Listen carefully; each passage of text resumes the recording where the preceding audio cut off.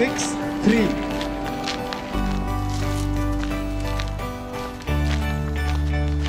It's sunny, but it's hazy at the same time. I think there's a lot of people just, I guess, underneath the shade and stuff like that, hiding from the sun.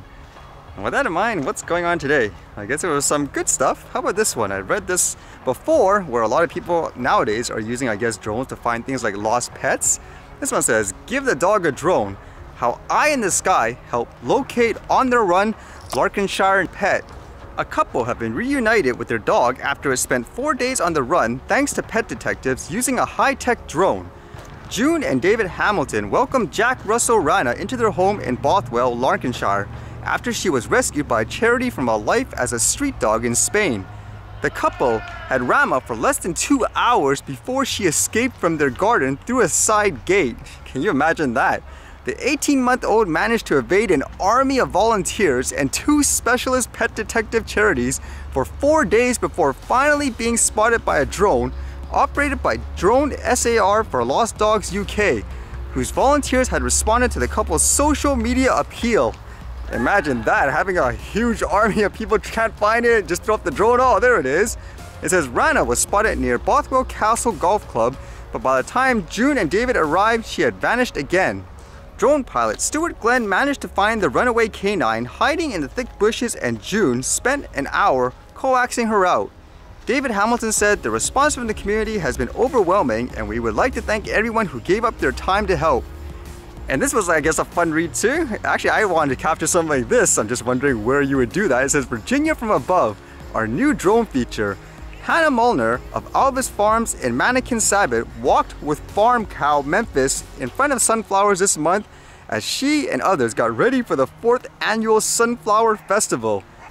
And I guess with that, someone decided, hey, a drone view would look cool. It says the Times-Dispatch covered Albus Farms a few years ago when the Goochland County Farm started the Sunflower Festival. The imagery stayed with me and I thought it would be a cool place to fly a drone and capture images of the 50-acre sunflower field. I learned that timing is crucial as the flowers fully bloom for only a few weeks in the middle of the summer. I coordinated with Rachel Henley of Albus Farms to find the best times to photograph them, so it's kind of cool, you can see it basically. But another good example, in my opinion, of how most people would use a drone nowadays just to capture like what, basic videos and stuff like that for fun, yet there are people who would fearmonger it like crazy still. And with that in mind, actually thinking about cows and all that, it made me think of things like farm and those protests that happened recently. And apparently, maybe you'll see something like this in Canada soon, because apparently, I guess the government's implementing some kind of emission reduction, I guess, rule, which is making people upset. This one here says, governments of Saskatchewan and Alberta disappointed in federal target for fertilizer emissions reduction. Saskatchewan and Alberta ministers of agriculture are expressing profound disappointment in the federal government's fertilizer emissions reduction target, saying here, quote, we're really concerned with this arbitrary goal. Saskatchewan Minister of Agriculture David Merritt said, the Trudeau government has apparently moved on from their attack on the oil and gas industry and set their sights on Saskatchewan farmers. It says this has been the most expensive crop anyone has put in, following a very difficult year on the prairies. Alberta Minister of Agriculture Nate Horner said, the world is looking for Canada to increase production and be a solution to the global food shortages. The federal government needs to display that they understand this. They owe it to our producers. So as they say, I guess, one of the concern is they kind of just came up with this number saying, here's our goal, versus, I guess, actually talking to all the experts and all that, because it says the commitment to the future consultations are only to determine how to meet the target that Prime Minister Trudeau and Minister Bebeau have already unilaterally imposed on this industry, not to consult on what is achievable or attainable. That's relatable in any industry, I guess, so far from everything you read, where it just seems like someone, like a government official says, oh, we're going to implement this and that, this is our target, with no realistic, I guess, basis or practicality on why you would do that overall. So it makes you wonder if something like this will make Canadians, I guess, angry too and create massive protests as well.